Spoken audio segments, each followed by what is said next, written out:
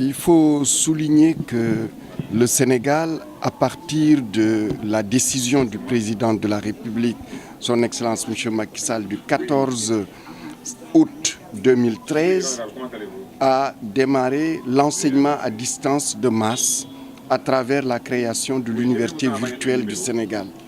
Mais le Sénégal a fait un choix innovant, créatif, qui est de faire un enseignement à distance qui à la fois promeut l'esprit d'équipe, l'esprit d'appartenance, promeut la crédibilité des diplômes délivrés et l'enracinement local et le service à la communauté.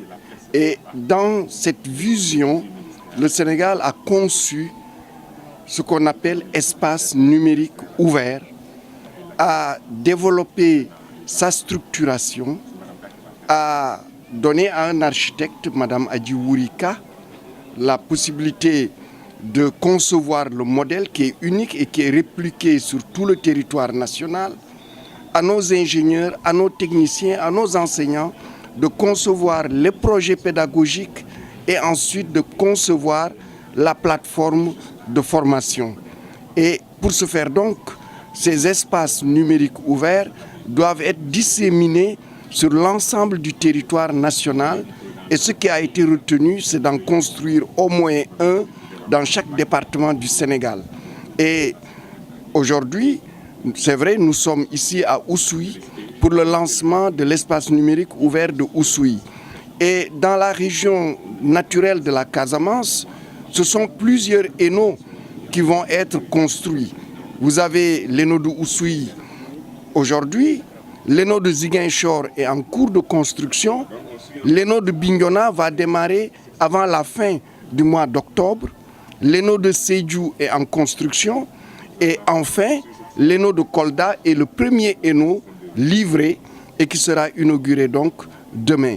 Et ceci évidemment donne une capacité de formation extraordinaire à l'Université virtuelle du Sénégal, puisque chaque ENO dispose de 420 places en visioconférence.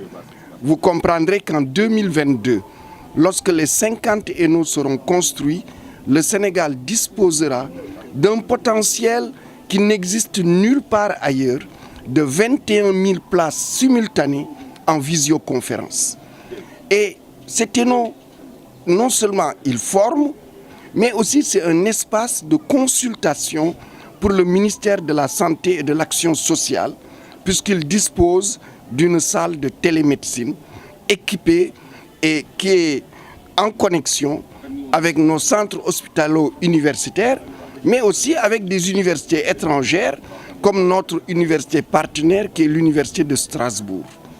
Donc c'est une démocratisation de l'enseignement supérieur, c'est l'enseignement supérieur de proximité, c'est l'enseignement supérieur des tout petits aux vieux, des jeunes aux vieux, des femmes, puisque cet espace numérique ouvert sera aussi un lieu de formation pour les groupements d'intérêt économique des femmes, des jeunes, les associations sportives et culturelles des jeunes, et aussi l'espace d'alphabétisation.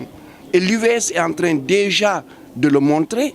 Vous avez des personnes handicapées, vous avez des femmes mariées qui gèrent leur ménage, vous avez des agriculteurs, vous avez des artisans, vous avez toutes sortes de personnes aujourd'hui qui sont inscrites à l'université virtuelle et qui continuent leur activité professionnelle ou sociale. Sa particularité, d'abord, c'est sa localisation. Elle est localisée à Oussouye, un petit département du point de vue population, mais un département qui est riche en biodiversité. Et ceci devra sans aucun doute impacter sur les activités de l'espace numérique ouvert. Parce que chaque espace numérique ouvert devra contribuer au développement des potentialités économiques, sociales et culturelles de son département d'implantation.